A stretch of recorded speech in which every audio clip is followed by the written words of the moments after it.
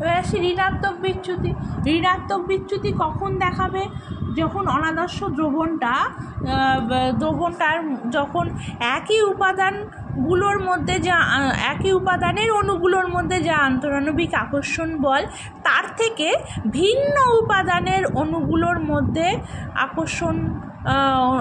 আন্তরাণবিক আকর্ষণের মান বেশি হতে হবে। অর্থাৎ দ্রবণটা যখন তৈরি করছি, সেই দ্রবণের ভিন্ন উপাদানের অণুগুলোর মধ্যে যা আকর্ষণ বল, সেটা বিশুদ্ধ উপাদানের অণুগুলোর মধ্যে আকর্ষণ বলের থেকে বেশি হবে।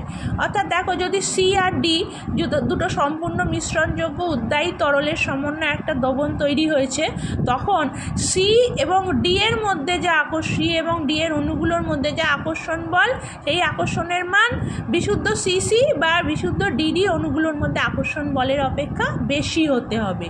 ঠিক আছে, বিশুদ্ধ অণুগুলোর মধ্যে আকর্ষণ বলের থেকে দুটো ভিন্ন উপাদানের দ্রাবক এবং দ্রাবক অণুগুলোর মধ্যে আকর্ষণ বলের মান বেশি হলে তখনই ঋণাত্মক বিচ্যুতি শো করবে।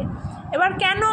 দেখো, যদি বিশুদ্ধ উপাদানের থেকে দুটো ভিন্ন উপাদান অর্থাৎ দ্রাবক এবং দ্রাবকের অণুগুলোর মধ্যে আকর্ষণ বলের মান বেশি হয়, তখন কি হবে? সেই অণুগুলো দ্রাবক বল বা দ্রাবকের অণুগুলো কিন্তু তরল দশা ছেড়ে বাষ্পীয় দশায় যেতে চাইবে না, তাই তো?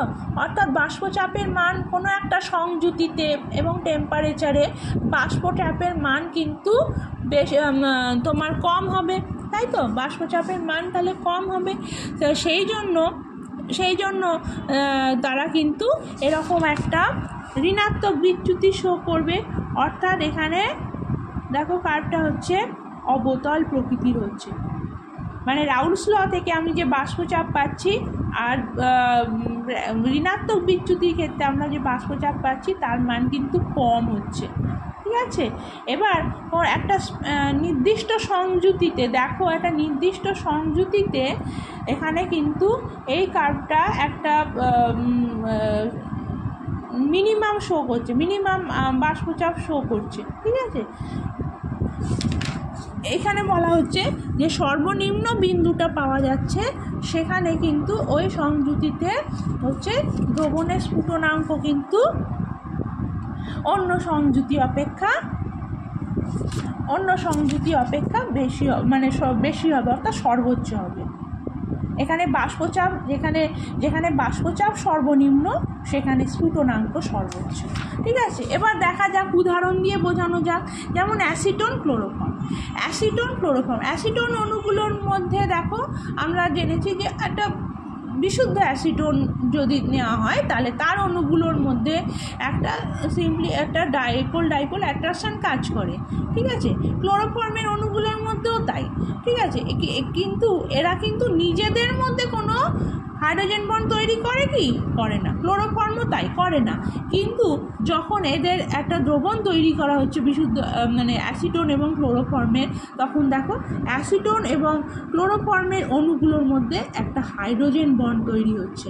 অর্থাৎ দুটো ভিন্ন অণুর মধ্যে, দ্রবণের দুটো ভিন্ন উপাদানের অণুর মধ্যে একটা আকর্ষণ বল তৈরি হচ্ছে। তাহলে এই আকর্ষণ বল কাজ করছে, হাইড্রোজেন বন্ড কাজ করছে। একে তাহলে লিকুইড স্টেট থেকে বাষ্পীয় দশায় তখন যেতে চাইবে না অণুগুলো, তাই তো? যেতে চাইবে না, সেই জন্য বাষ্পচাপের মান কম হয়ে যাবে। অর্থাৎ পরীক্ষালব্ধভাবে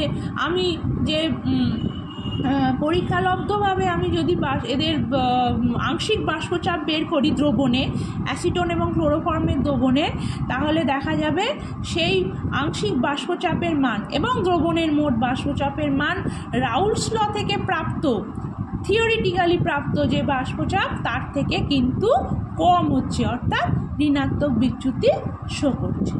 ঠিক আছে।